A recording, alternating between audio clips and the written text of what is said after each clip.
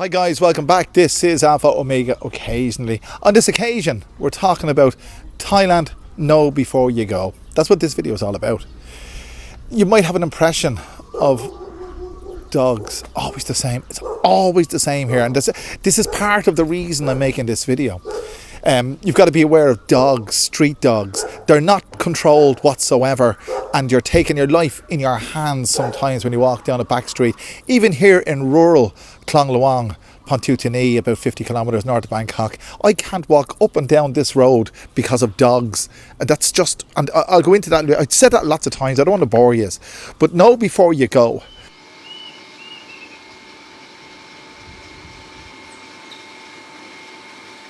So what is your expectation of Thailand? Just ask yourself that question. Is it this? Well, you see, this may look spectacularly wonderful, and indeed it probably is.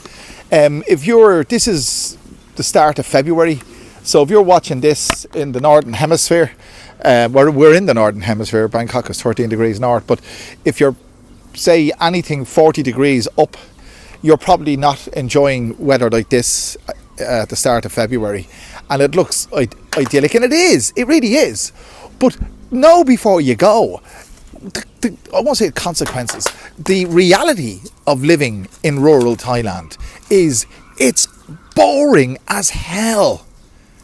Now, unless you want to, put your slippers on and, I won't say sit in front of the fire, you wouldn't be sitting in front of the fire here, but you know that image.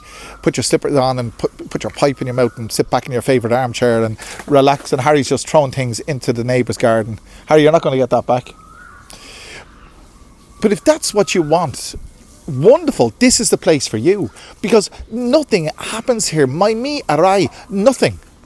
And I would go off my rocker if I had to stay here. It's like being excluded from reality. And I suppose a lot of people use substances to exclude themselves from reality. Here there's a thing coming up the road, a minibus. He's not going to get out of my way. So, or has he stopped? He stopped. He's not going down this far.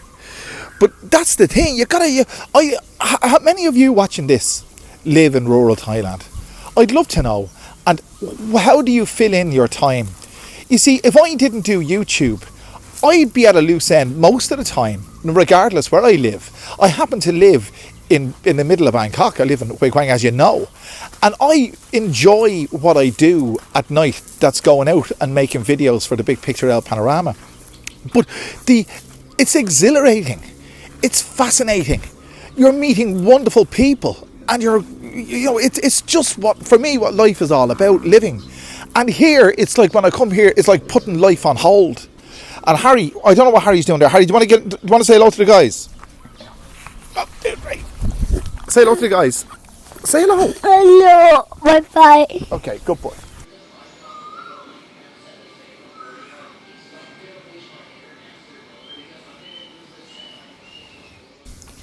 So that's why I'm making this video. Know before you go. I'm not saying this is bad. Obviously this is wonderful. It's good. Harry, don't do that. I'm not saying Bangkok is bad, but you got to weigh it up for yourself. I mentioned the dogs earlier on. That's one aspect of living in rural Thailand, or living in urban Thailand. Dogs, they're not controlled.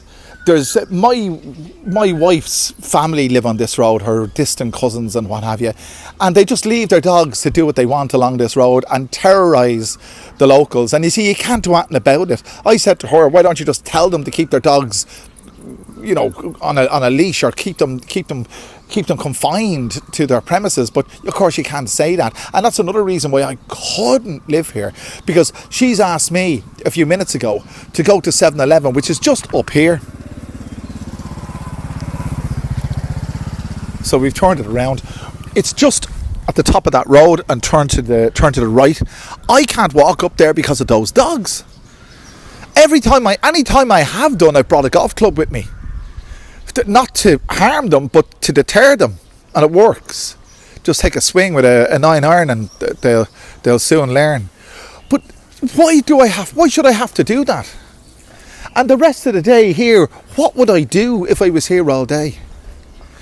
One of the things about it, I got to realise, if and when we do live here, and we will live here eventually when my wife retires, we'll be living here full time. But when I do that, I'll move all my computer equipment up to here, and I'll be able to fill my time editing and enjoying life that way.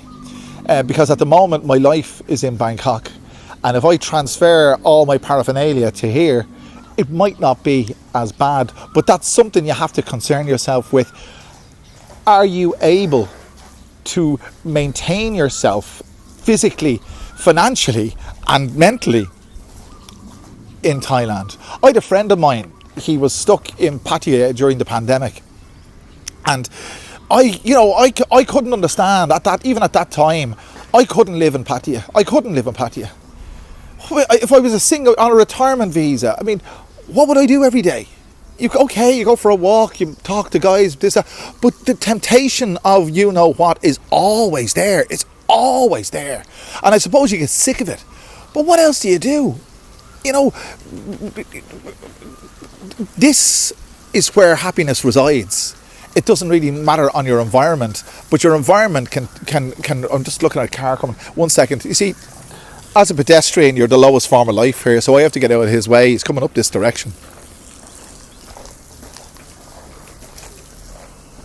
So this is not a negative video. This is an informative video. I'm sharing my thoughts with you. Could you live in Pattaya? I mean, if you have an income, let's say, now this is factual, if you have an income of 40,000 baht per month, and on a pension, that would be the average, I'd assume, would be the average pensionable income. And on 40,000 baht a month, you could live fairly comfortably, but you wouldn't be able to live the high life, you see, of going out on the Raz and doing all the things that are concerned with that. So you have to find something that will occupy your mind.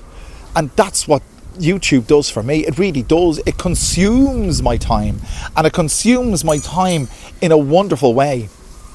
And that's why I have 3 channels, because I need to facilitate the energy that I have, and to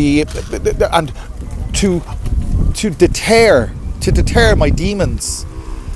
One of the down points of being in Thailand, a lot of guys do this, you turn to the drink.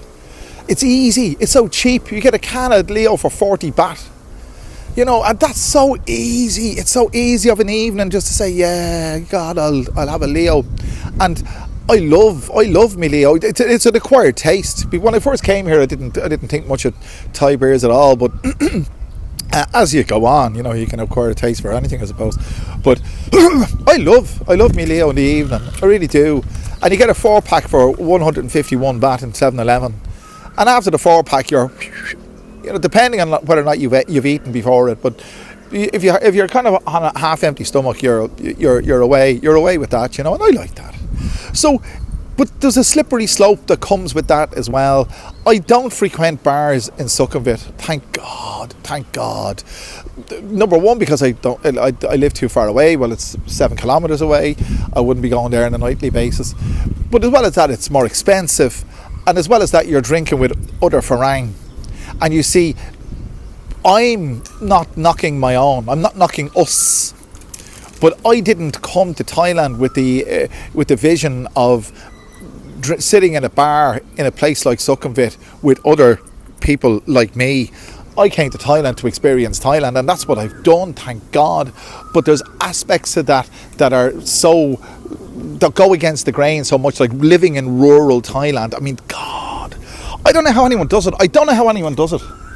I was born, bred and buttered in Dublin, the city of 2 million people. It's not a huge metropolis, but it's a city nonetheless. And going away on summer holidays, you go away to the countryside. We used to go down to Wexford, if you know where Wexford is, in the southeast coast of Ireland. Lovely place. Harry, don't do that. But I was always in the middle of an urban area, enjoying the facilities of an urban area, and Bangkok has some facilities, as you know. Left or right? What? Left or right where? What hand is it in? It's in the left hand. Which one? That's your right hand, so I got it wrong.